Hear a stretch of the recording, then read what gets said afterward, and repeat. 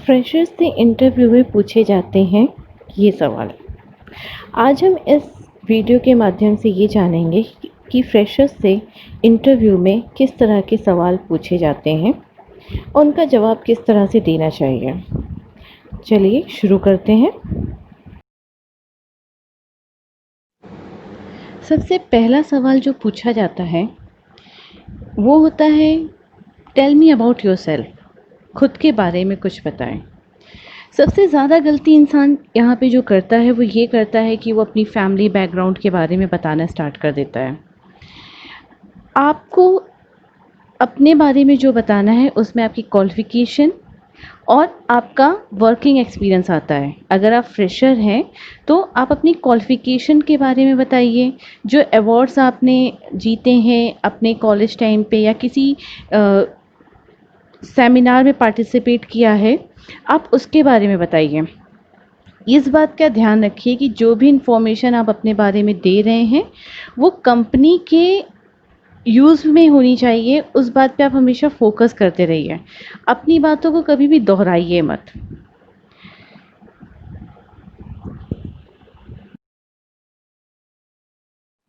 Fresher से अगला सवाल जो पूछा जाता है वो होता है, कॉलेज लाइफ में कोई अचीवमेंट।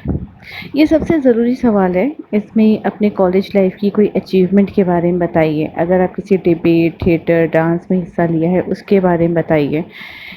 इससे एम्प्लॉयर को ये समझ में आता है कि जो भी पर्सन है, जो एम्प्लॉई यहाँ पे आपका कैंडिडेट है, वो कितना ज़्यादा एक्टिव है। इससे आपकी एक्टिवनेस के बारे में पता चलता है और आपकी नॉलेज अपग्रेड कितनी ज़्यादा है इसके बारे में भी पता चलता है।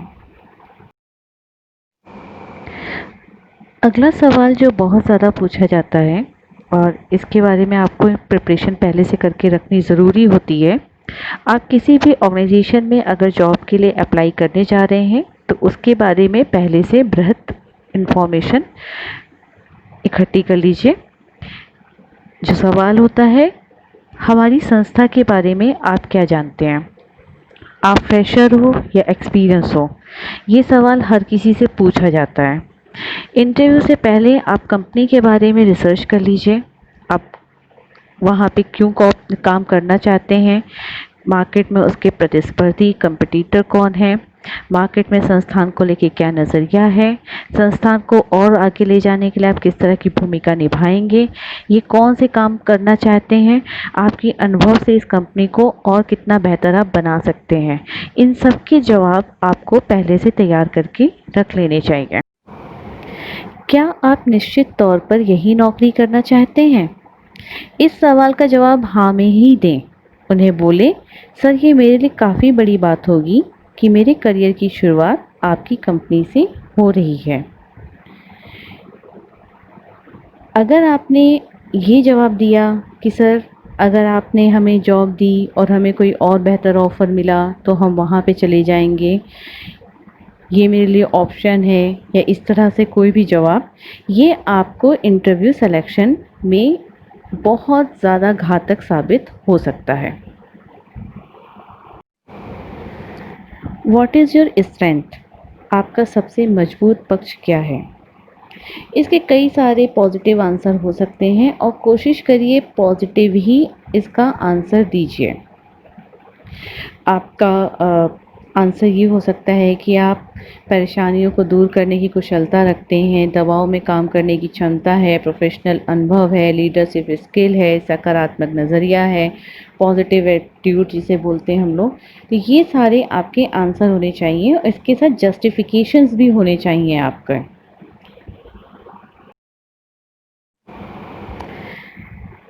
सैलरी एक्सपेक्टेशन, कितनी सैलरी की उम्मीद करते हैं आप? इसका जवाब फ्रेशर्स और एक्सपीरियंस्ड दोनों को बहुत ही चतुराई से देना चाहिए। इसलिए इसका जवाब ना दें और कहें, हालांकि यह बहुत मुश्किल जवाब है, अच्छा होगा आप मुझे कितना देने में इच्छुक हैं।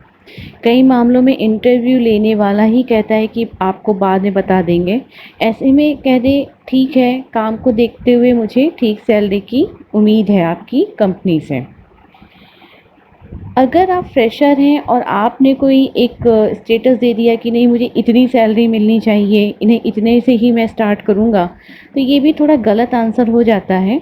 और एक्सपीरियंस्ड हैं तो बनी बात है कि आपकी पिछली जॉब के जो सैलरी आपका स्ट्रक्चर होगा उससे बढ़ के ही आपको चाहिए होगी।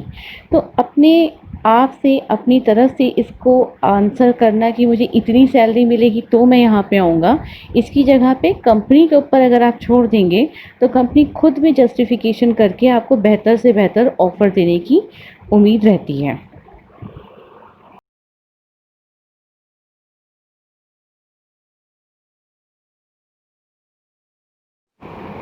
उम्मीद करते हैं जो इंटरव्यू के लिए क्वेश्चंस रहते हैं, बेसिक क्वेश्चंस ज़्यादातर पूछे जाते हैं, उनमें आपकी मदद हुई होगी। इसी तरह से और स्किल्स के लिए हम वक्त-वक्त में आपके पास वीडियो शेयर करते रहेंगे इस चैनल के द्वारा। चैनल को लाइक, सब्सक्राइब और शेयर करके आप तुरंत इसकी इन्फॉर्मेशन पा सकते हैं। Thank you and good luck for your future.